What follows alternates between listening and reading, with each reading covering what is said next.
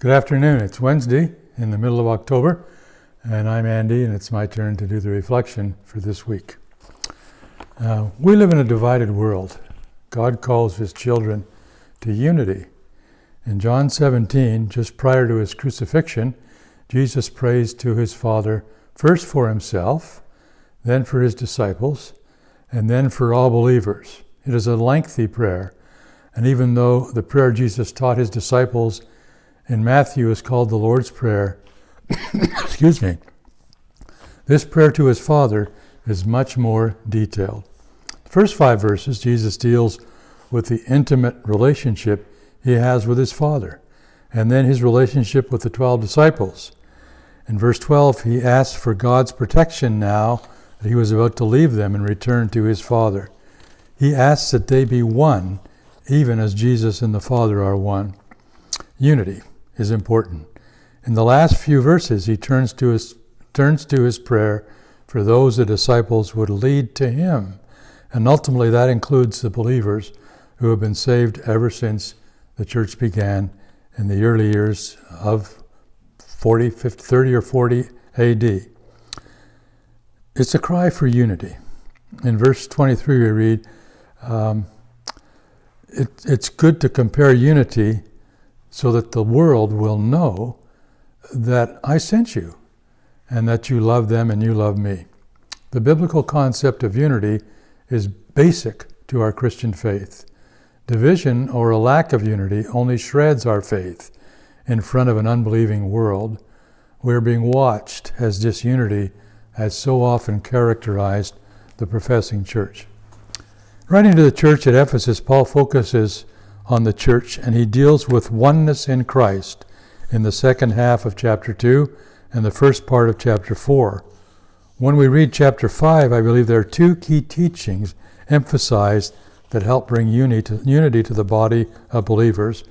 In chapter 5, verses 1 and 2, Paul writes, "Be imitators of Christ, therefore, as dearly beloved children, and live a life of love, just as Christ loved us and gave himself for us as a fragrant offering and sacrifice to God."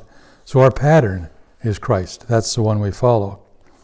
Then moving through that, Paul describes the behaviors that destroy our desire to imitate God. In verses 3 through 5 he says, "But among you there must not even be a hint of sexual immorality or of any kind of impurity or of greed, because these are improper in God's holy people.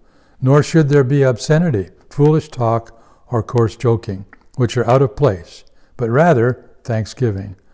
For of this you can be sure, no immoral, impure, or greedy person, such a person as an idolater, has any inheritance in the kingdom of God." So Paul's describing behaviors that destroy our witness to a world that watches very carefully.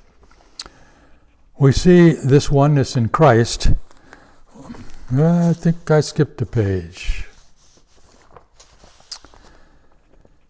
In 2 passages, in Ephesians 5:19 to 21 and Philippians 4:8 through 9, he says, "Finally, brothers and sisters, whatever is true, whatever is noble, whatever is right, whatever is pure, whatever is lovely, whatever is admirable, if anything is excellent or praiseworthy, think about these things.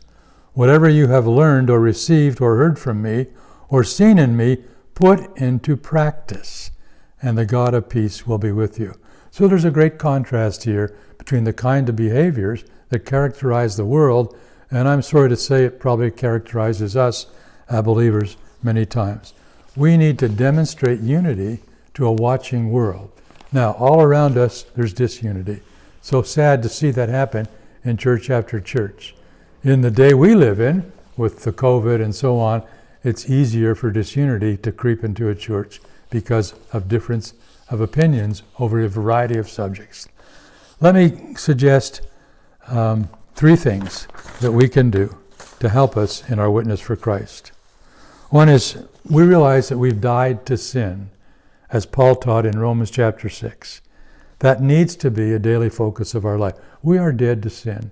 We're told not to let sin reign in our mortal bodies. Secondly, if we dwell and focus on all the ills and evils in our world, including letting sin dog us, we leave little room to practice the truth that Paul mentions in Ephesians and Philippians. Number 3, when we fail, which we will, we do not give up. Our loving and forgiving Father knows our every weakness and does not reject us. Our sisters and brothers should know the same, and we are brought back into unity when we confess our sin, and we also deal with that in confessing to God, but also confessing our sin to one another. One of the things that I find in my life that helps me maintain a focus on God is singing, music. Scripture talks about making melody in your heart. And I grew up with hymn books. They were a part of my life. And so I know a lot of hymns. That's not so true today. But I find that in the course of my day, or even when I wake up early in the morning, that is what goes through my mind.